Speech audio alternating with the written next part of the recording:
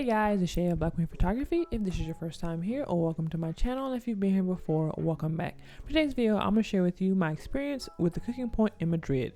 So in the beginning of this video, we're at a local market getting some fresh fruits and veggies, and then we shift over to the meat market where we pick up some chicken for our paella.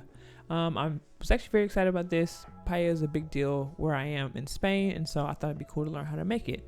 So these are the smocks or the aprons that we received at the cooking point. We couldn't keep them, but it's still very cool to have.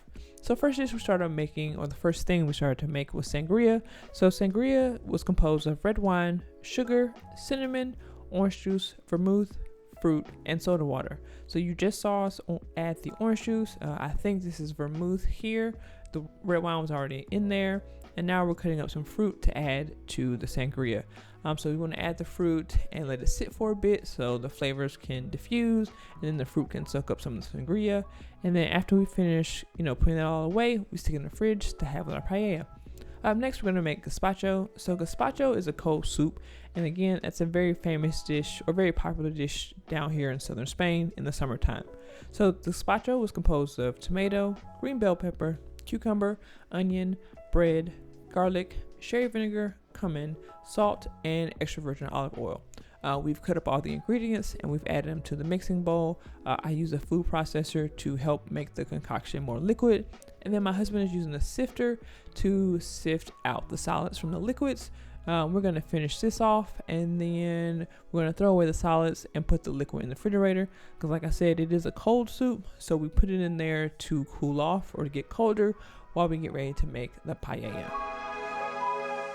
So now we're making the paella. My husband's adding the olive oil. This is me fussing at him because he wasn't using a full tablespoon. He also hit his head, which is why you see him flinch. We've now added the chicken and got that cooking, and now we're cutting up some more ingredients. So I'm over there shredding the tomato, and my husband is cutting up the calamari.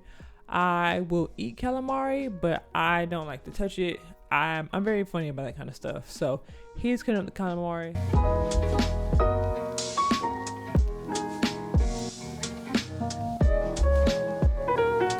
But here you see him playing with the legs, and now he's going to cut off the legs or the tentacles and put those in the dish as well later on.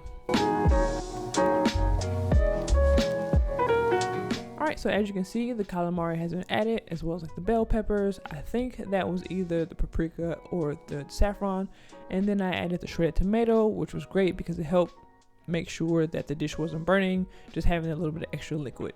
Now you can see we've added the bomba rice and pretty much most of the other ingredients. And now we're adding fish stock, and that'll kind of be the last thing before our last two ingredients.